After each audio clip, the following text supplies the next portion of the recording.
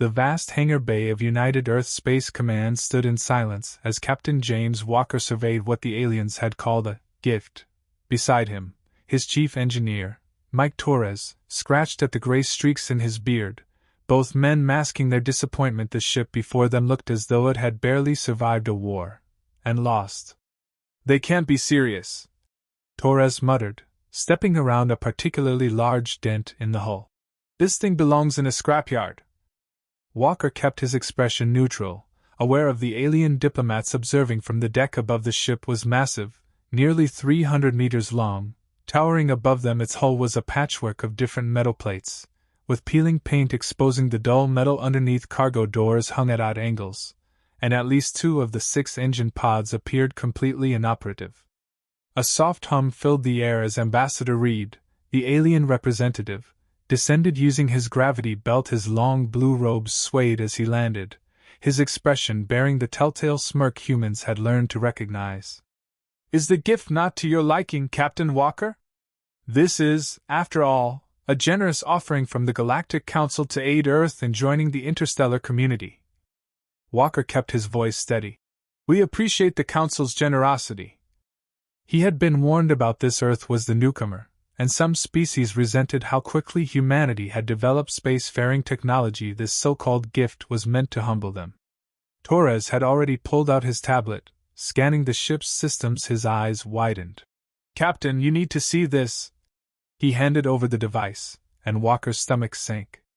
The power core was running at just 12% capacity. Life support was barely operational. The navigation computer had been deliberately stripped of key components. "This vessel was recently decommissioned from our cargo fleet," Ambassador Reed explained, his translator making his voice sound artificially smooth. "We believed it would be suitable for your level of technological development." Walker caught the insult but let it slide. He had been in command long enough to recognize when someone was trying to get under his skin. Instead, he turned to Torres. "Get a full team in here. I want every inch of this ship examined before we make any decisions." For the next 12 hours, engineering teams swarmed over the vessel, scanning, probing, and documenting everything. Walker stood on what should have been the bridge, staring at empty spaces where critical equipment had been removed. The aliens hadn't even left them functional control interfaces. Torres' voice crackled over the comm. "Captain, you need to come to the engine room now." Walker arrived to find his chief engineer standing in front of the massive power core, practically vibrating with excitement. The earlier disappointment was gone, replaced by the gleam in his eye that Walker had learned to respect, and occasionally fear. "Look at this," Torres said, pointing at the core. "They thought they stripped it down, made it useless, but they don't understand these systems like we do. This isn't just a power core, it's a matter-antimatter reactor. They're only using 2% of its potential because their systems are too specialized, too dependent on proprietary technology." Walker raised an eyebrow. "And we can do better?" Torres grinned. "Remember that fusion containment system we developed for the Mars colonies? The one everyone said was too crude, too simple? It'll work perfectly here. We can bypass their control systems entirely and run it our way. This thing could generate 5 times the power they got out of it, maybe more." More engineers arrived, each bringing similar findings. The cargo bay doors weren't actually broken, the hydraulics were fine, but the aliens relied too much on automation. The dead engine pods were only inoperative because someone had removed the control computers. The basic thrust chambers were intact. "They gave us exactly what we needed," Torres said, working his tablet. "They're so reliant on advanced tech that they forgot the fundamentals. We can replace their systems with our own, simpler, more reliable, and a hell of a lot easier to repair when something goes wrong." Walker watched his team at work, their excitement growing with each discovery. The aliens had thought they were handing humanity a worthless relic, but in reality, they had given them the perfect challenge. By the end of the first day, Walker called a meeting with his senior staff. A holographic display projected a complete scan of the ship, highlighting different work priorities. "The hull is actually in better shape than it looks," Lieutenant Adams, the structural engineer, reported. "Those dents? Cosmetic. The underlying structure is a titanium-based alloy we've never seen before, incredibly strong. Life support can be fixed," another engineer added. "We'll have to rebuild the control systems from scratch," but the core components are solid. Give us 2 weeks, and we'll have it better than new. The cargo bays are massive, Torres noted, highlighting several sections. With a few modifications, we could make them modular, reconfigure them for different missions in hours instead of weeks, and those mining lasers they left in Bay 3? With some tweaking, they'd make an excellent point defense system. Walker looked around the room, seeing the same determination on every face. The aliens had tried to humiliate them, but they had underestimated a fundamental aspect of human nature. Give humans a challenge, tell them something is impossible, and they will move heaven and earth to prove otherwise. I want repair schedules and resource requirements on my desk by tomorrow morning, Walker ordered. And keep this quiet. I don't want our friends upstairs knowing what we're really doing with their gift. As the meeting ended, Walker walked to the observation window, looking at the ship that would soon be his command behind him. He could hear Torres already arguing with Adams about power distribution and reactor containment protocols. A voice interrupted his thoughts. Captain Walker, Ambassador Reed said, stepping into the room, his smug expression unchanged. Have you fully assessed your gift? I trust you now understand the challenge before you. Walker smiled, and for the first time that day, it was genuine. Oh yes, Ambassador, we understand perfectly, and we're very grateful for such a thoughtful gift. I think it's exactly what we needed. For just a moment, uncertainty flickered across the alien's face. Walker turned back to the window, masking his satisfaction. Let them think they had put humanity in its place. Let them believe they had handed Earth a useless relic. Soon enough, they would see just how wrong they were. This ship wouldn't just fly again. It would become something the galaxy had never seen before. Walker had already chosen a name, one that grew more fitting by the hour. Phoenix. Like its namesake, it would rise from its ashes, becoming something formidable, something magnificent, something that would make the galaxy realize that humanity was not to be underestimated. The real work had just begun.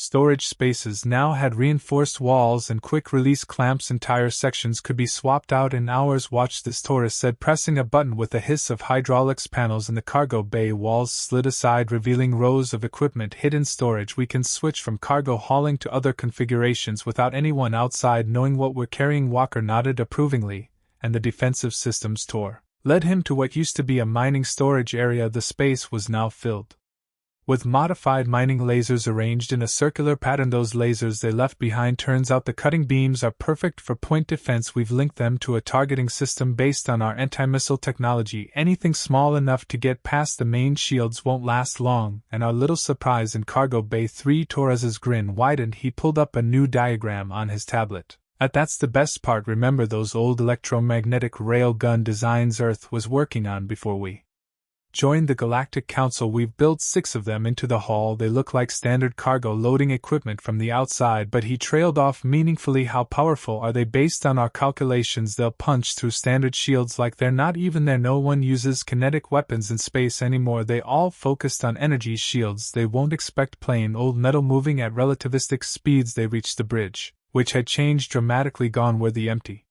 spaces where alien technology should have been. Instead, human-made control stations filled the room. Screens showed ship status, power levels, and sensor readings. Everything was practical, functional, and most importantly reliable. We've installed backup systems for everything, Torres explained. Manual overrides, mechanical controls. If the computers fail, we can run this ship with hand cranks and eyeballs. If we have to try finding that on a modern alien vessel. Walker sat in the captain's chair, running his hands over the familiar controls. How long until we're ready for a real test? 2 more days to finish the power core installation, then maybe a week of systems testing. The aliens are still watching us, but they've gotten bored. They think we're just struggling to make basic repairs. As if on cue, Ambassador Reed's voice came from the bridge entrance. Captain Walker, I trust your renovation efforts are proceeding as expected. Walker turned slowly, his face carefully neutral. Yes, Ambassador, we're making progress, though it's challenging with our limited technology. The alien diplomat floated into the bridge, his anti-gravity belt humming softly. He looked around at the human equipment with poorly hidden disdain. Indeed, the Council will be interested to hear how you're managing with such primitive solutions. Torres caught Walker's eye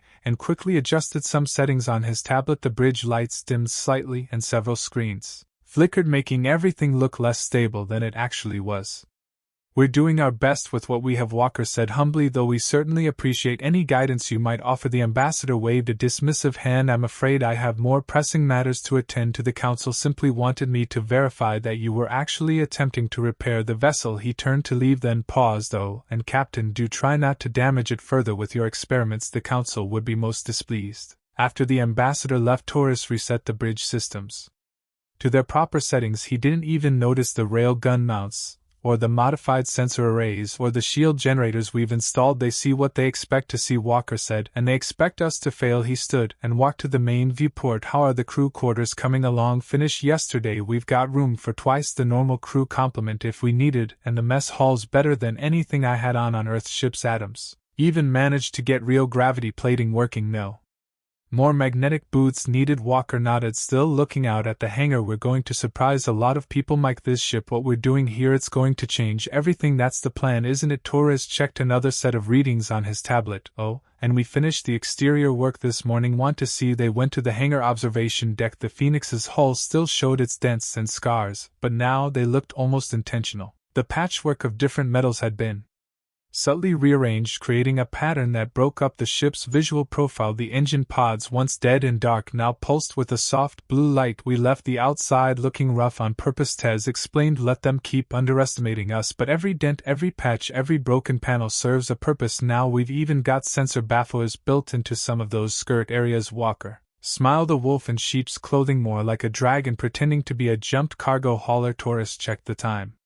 Speaking of which, the next power core test is in 10 minutes. Want to stick around and watch us hit 80%? Wouldn't miss it. Walker took a last look at his ship. Soon, very soon, they would show the galaxy what humanity could really do, but for now let them watch, and doubt. Let them think they'd put humanity in its place with their gift. The Phoenix would rise when it was ready, and not a moment before the Phoenix moved silently through space, its scarred hull reflecting the light of distant stars in the captain's chair. Walker watched the main screen as they approached the trade route between the center colonies and the main shipping lanes. Their first real mission was a simple one: show the flag and prove the ship could handle basic patrol duty. Status report, Walker called out, his eyes fixed on the sensor readings. All systems running at optimal levels. Tour is reported from his engineering station. Power core holding steady at 60%, more than enough for routine operations. The bridge crew worked quietly at their stations. To anyone watching from the outside, the Phoenix looked like exactly what it was supposed to be, a barely functional hand-me-down,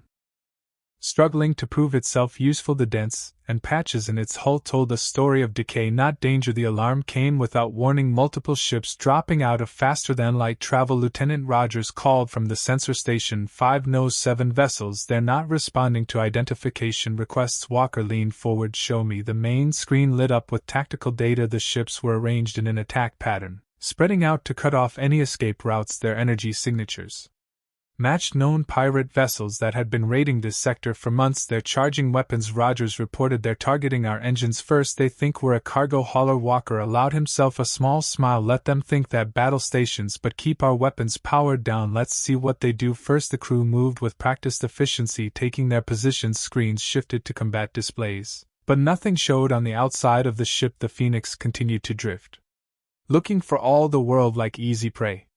A harsh voice crackled over the comm system. Attention Earth vessel, your ship is now our property. Power down your engines and prepare to be boarded. Resist, and we will destroy you. Walker pressed the comm button. This is Captain Walker of the Earth ship Phoenix. We're a patrol vessel, not a cargo hauler. Power down your weapons and withdraw. Laughter answered him. A patrol vessel, and that wreck. You humans are more foolish than we thought. Last warning. Power down now. All stations battle ready. Walker ordered quietly, but hold your fire until my command.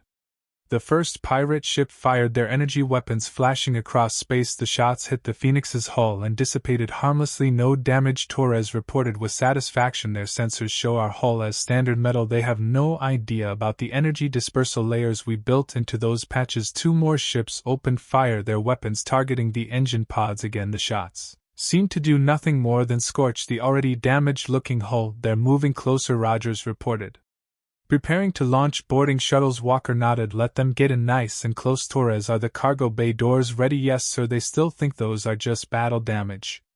The pirate ships moved into position surrounding the Phoenix, their boarding shuttles detached, moving toward what they thought were vulnerable airlocks. Now Walker ordered the Phoenix came alive. The supposedly damaged cargo bay doors snapped open, revealing rows of point defense lasers. The modified mining beams lashed out with surgical precision, cutting through the boarding shuttles like paper railguns. Online Torres called out target solutions ready. Target their engines, Walker commanded. Show them what primitive technology can do.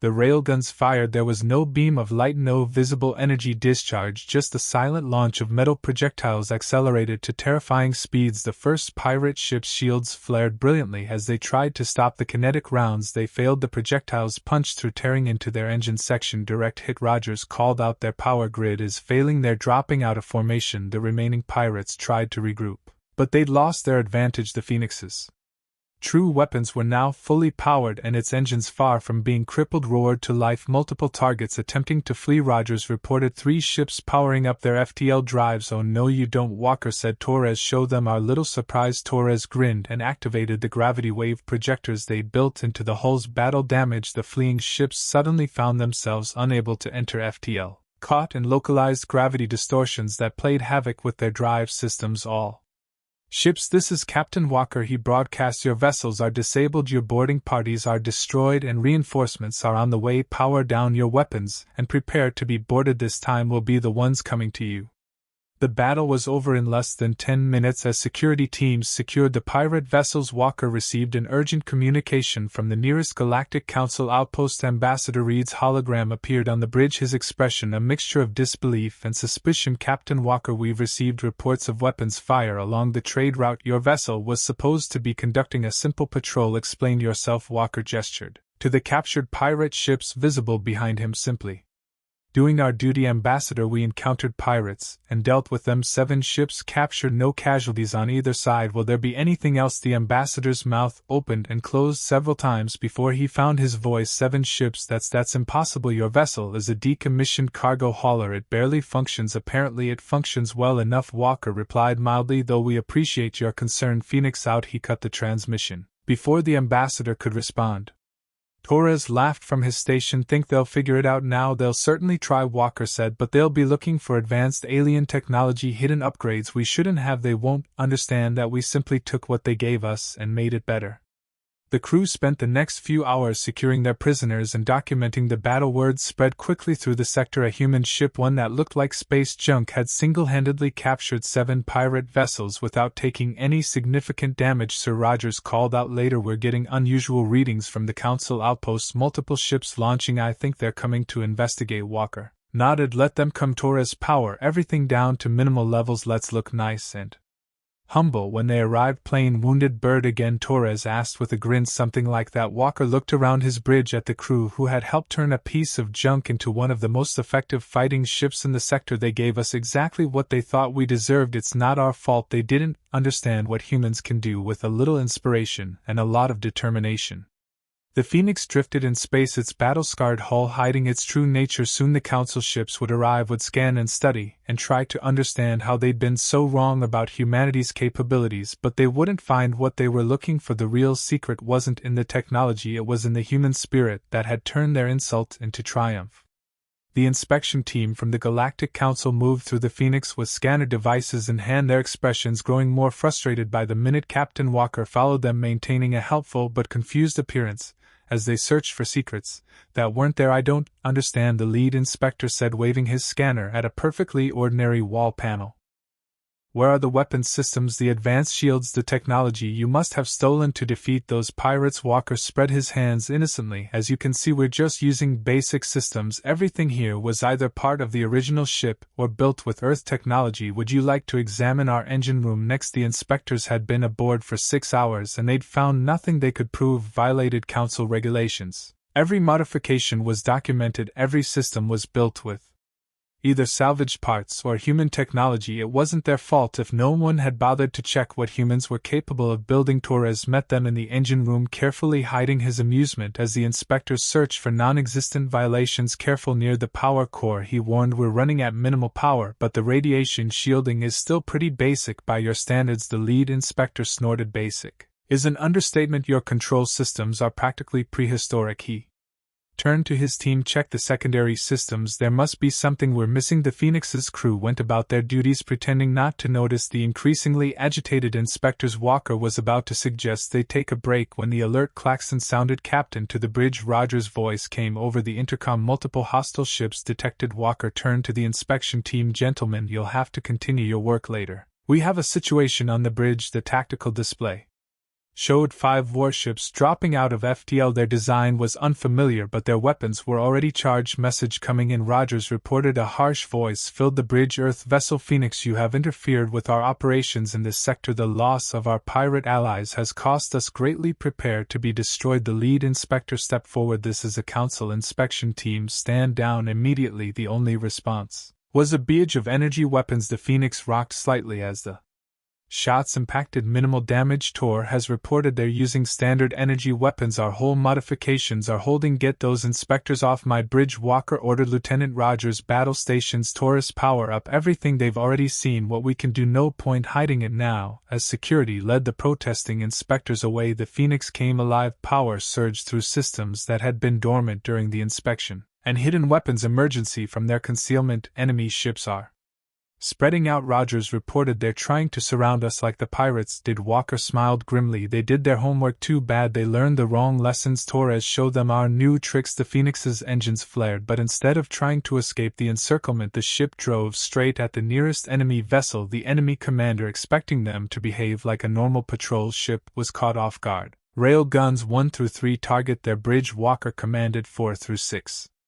Target their engines. Fire when ready. The rail guns spoke, sending hypersonic projectiles streaking through space. The enemy ship's shields flared brilliantly and failed. Their advanced energy shields, designed to stop energy weapons, couldn't handle the simple kinetic force of metal slugs moving at relativistic speeds. Direct hits. Rogers called out. Enemy vessel is disabled. The remaining ships opened fire with everything they had. Energy beams and plasma bolts hammered the Phoenix, but its patchwork hull now revealed as sophisticated armor held firm. They're trying to overload our shields. Tur is reported from engineering, but they don't realize we're not using standard shield configurations. Each hull plate is its own independent defense system. They can't overwhelm them all at once. Walker nodded. Time to show them what else we've added. Deploy the drones. What the enemy had assumed were simple debris chunks attached to the Phoenix's hull suddenly detached and came to life. Dozens of small automated craft swarmed out, each carrying a miniaturized version of the mining laser point defense system. The drones attacked from multiple angles. Their simple but effective weapons cutting through the enemy ship's own point defense systems. They weren't trying to destroy the ship's ships, just disable their weapons and engines with precision strikes. Sir Rogers called out. 2 more ships dropping out of FTL. They're their council warships. The council vessels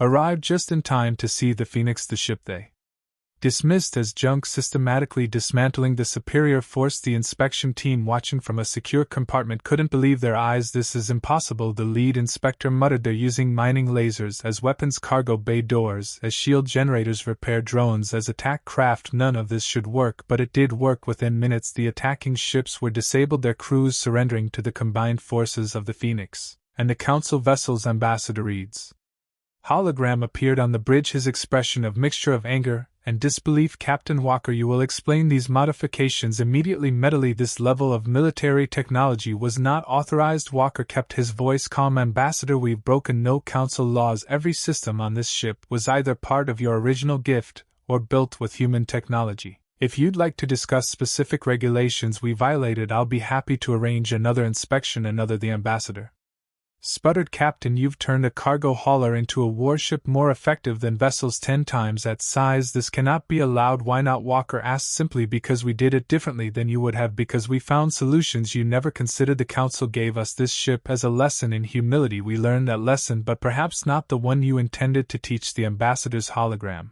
flickered as he struggled to respond. Behind him, Walker could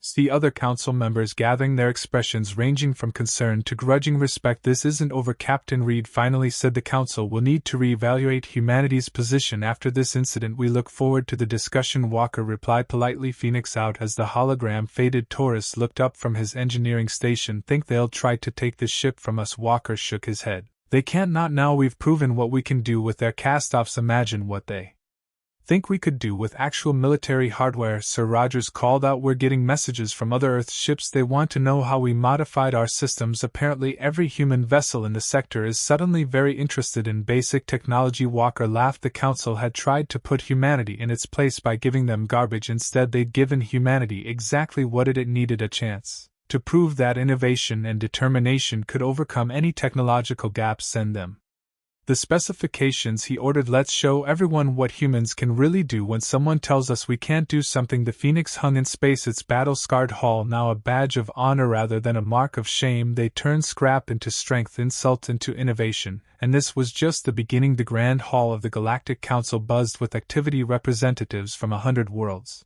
gathered to discuss what many were now calling the Phoenix Incident. Captain Walker stood calmly at the center of the chamber, his dress uniform crisp and neat. Behind him, Engineer Torres shifted uncomfortably in his own formal where the council leader, a tall figure with silvery skin, raised his hand for silence. "We have reviewed the events of the past 3 months. The Phoenix, a vessel given to Earth as part of their integration into the galactic community, has become something unprecedented.